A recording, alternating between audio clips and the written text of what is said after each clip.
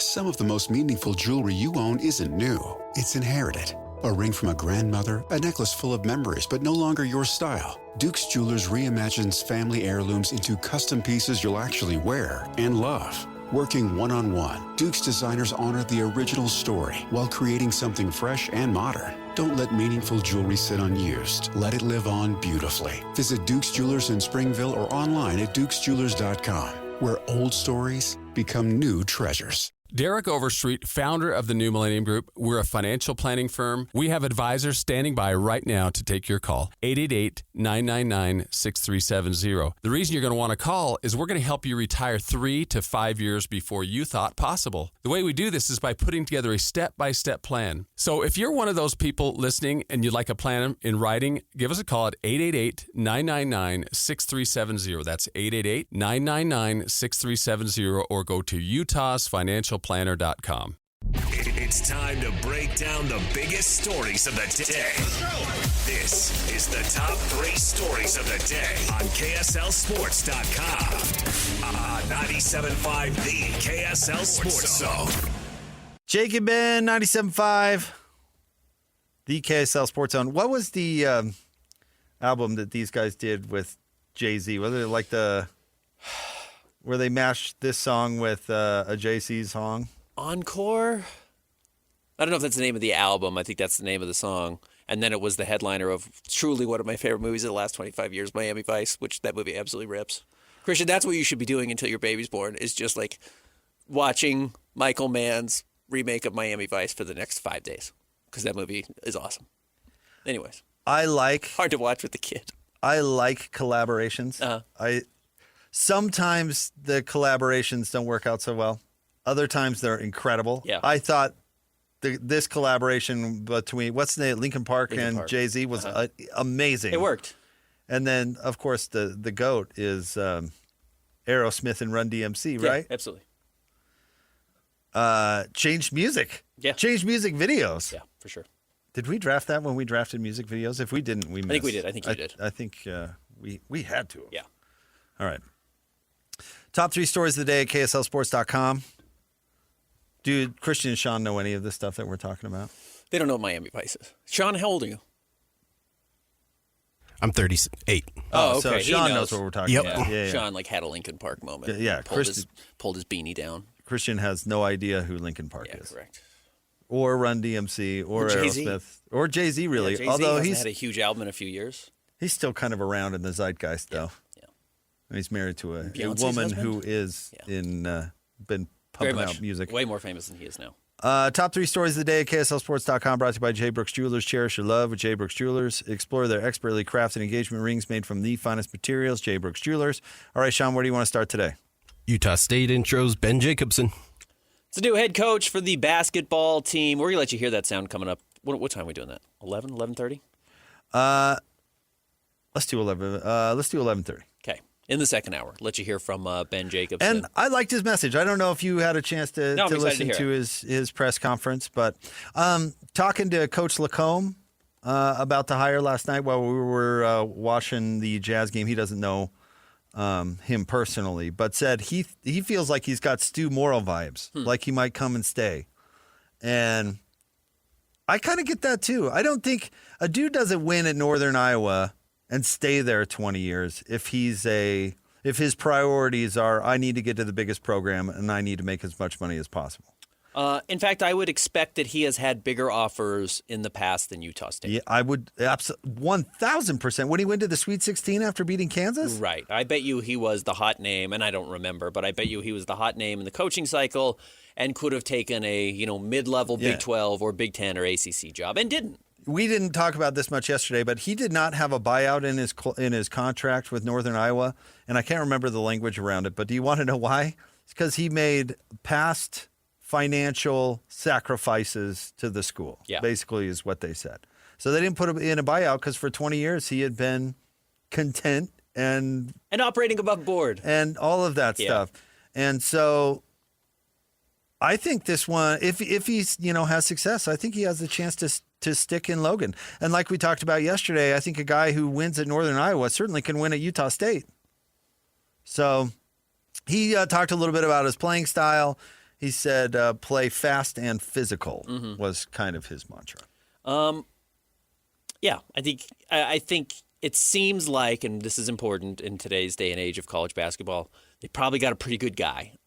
And I don't mean coach. Coaching is being able to coach well is the most important thing, but it seems like a dude who knows how to operate as a human being, which is going to be key at Utah State. You don't want a slime ball. It was funny, and I just listened to this, so maybe the mic didn't pick it up. But he tried to prompt some cheering because he was talking about the herd and how loud and stuff they were. And he was like, "All right, let's hear it." And then it was crickets. Have you ever seen a politician try to get the crowd chanting something and nobody is buying along? Nobody is. Guess I'm alone here. Nobody is responding. Well, Jeb is the most famous one. Is it? You can clap now. Oh yeah, right. Ooh. Okay. Anyway, I don't think you're going to win, Jeb. Here's what you've got to know about us, Coach. And I'm talking about us Utahns. Is we are polite and we know what's appropriate. Yeah. And at a press conference, we're not going to get all crazy and cheer. It's not appropriate. But at the Spectrum, look out. Yeah. But he did have one of those moments like, "All right, let's hear you." Okay. Crickets. Okay. And then the important part will be retention of the key players, several of which have already entered the transfer portal. Though it looks like some of the players who entered the transfer portal were actually at the introductory press Mason conference. was there and Templin was there, which are the two that kind of everybody is really caring about. Yeah. No offense to the others. So, yeah.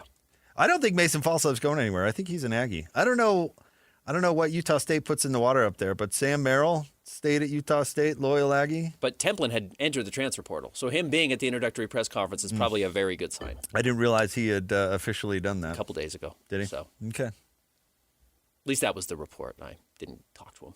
Okay. We have it at KSL Sports. So if he's there, that's a good sign. Okay.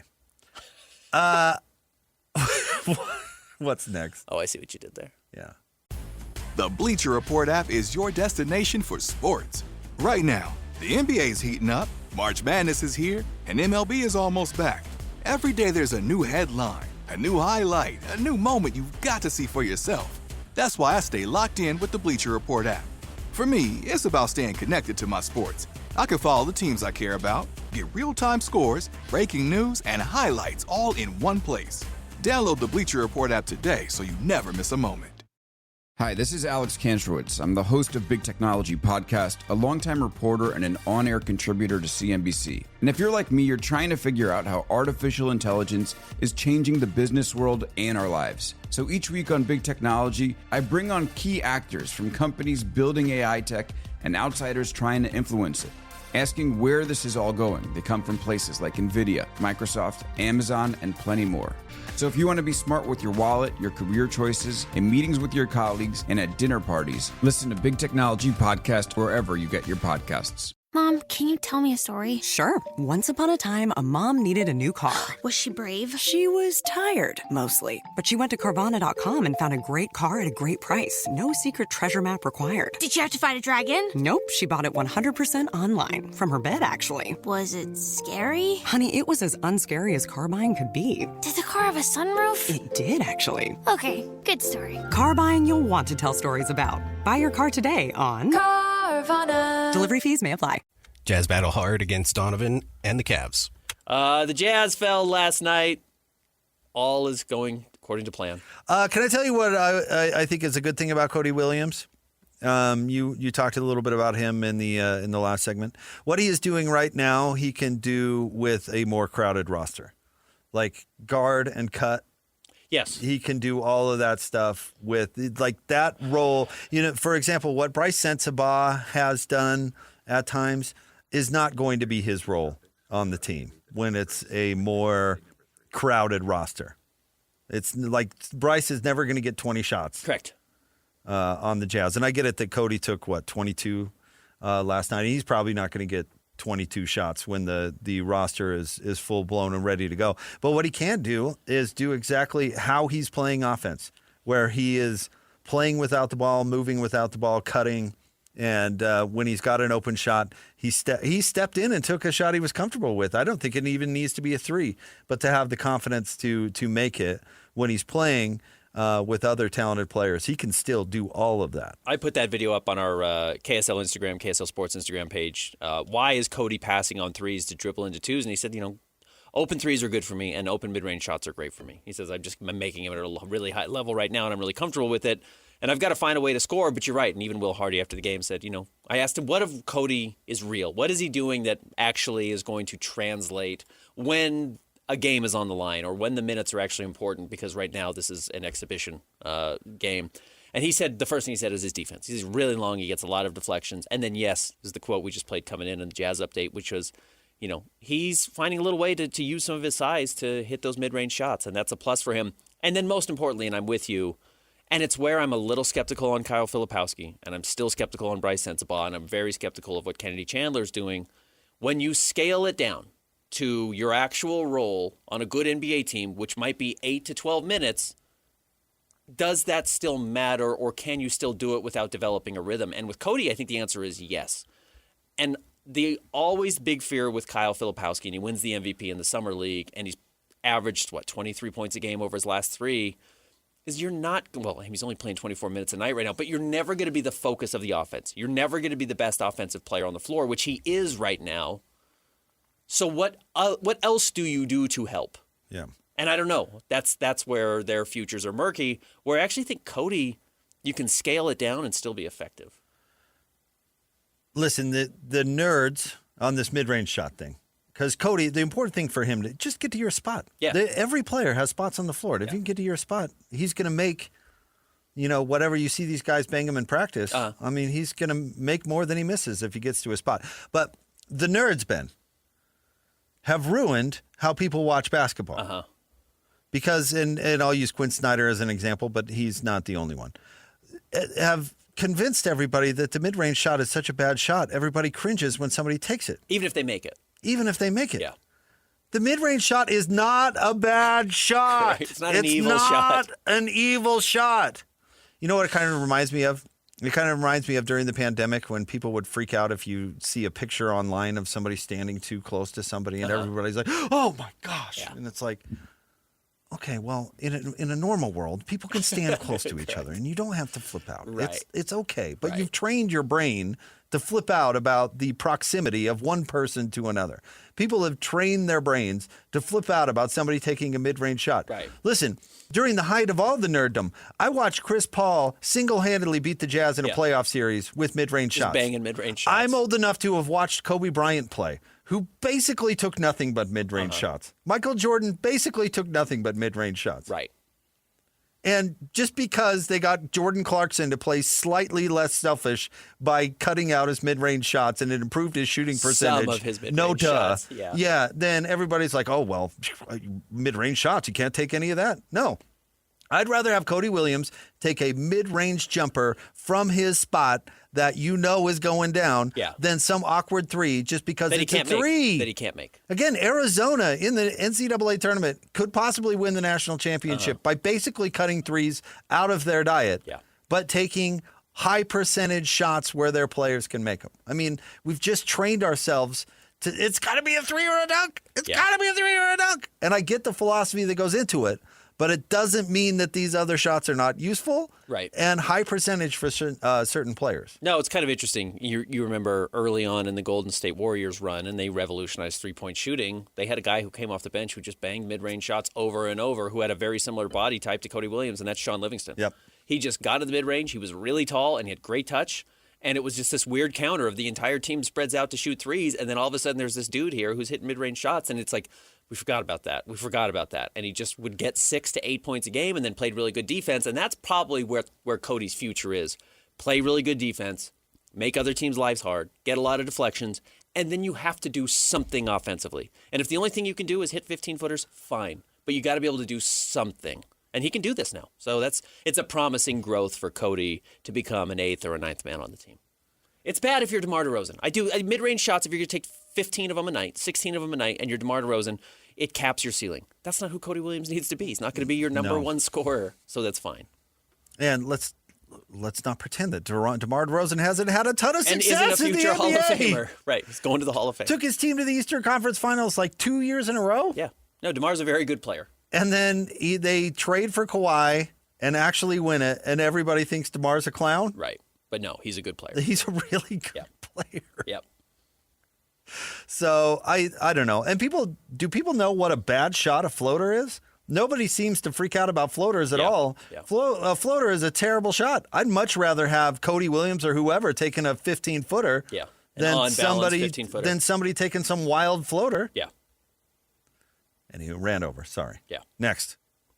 Number 3, Utes Forward Keanu Hawes enters transfer portal. This was the big player last summer. They made a push to holding on to, and I know a lot of people really excited about him, and I was a little mixed on him. I get he's got size, and he can hit threes a little bit, and, he has some skills. It's not a good sign that they're losing him. Alex Jensen is starting over again and hitting the reset button, as is the women's basketball team. I mean, basketball does continue to be a disaster up on the hill, unfortunately, for the University of Utah, though I'm not sure losing Keanu Hawes is the ultimate, wow, if they lost him, they've got nothing. I mean, they needed to hit the reset button entirely on this roster. Yeah. Jimmy Buffett had a great song on the album Beach House on the Moon called I Don't Know and I Don't Care. Uh-huh. Why would I care that a player is leaving the worst team in the Big 12?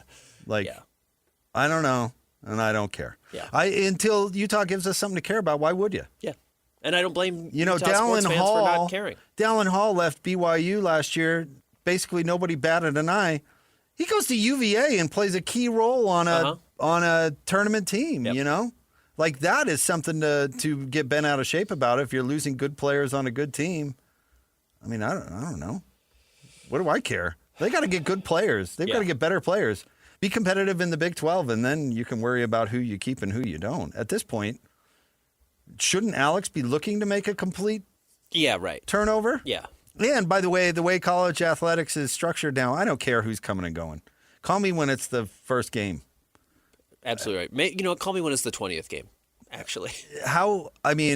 Nerds like Bart will have to keep all over it for Utah. Catching strays. No, I'm not even saying a stray. It's quite literally his job. Uh-huh. I'm saying he's got Maddie on his back. He's got to make sure and get that good content out. But honestly. Yeah. No, I'm with you. I don't know. I don't care. Yeah. It's probably a good thing he's leaving. You got to start over somewhere. And I've said it a long time since we've been doing the show. I don't know how you build a college basketball team now unless you just have millions of dollars. And that's not the only way to do it, because Utah State continues to find ways to win. There are schools around the country who have fewer resources than Utah that are winning. That's what Alex Jensen has to figure out how to do. I don't know how to do it. If I knew how to do it, I'd have him call me. But, I don't know, and I'm curious if Alex Jensen knows.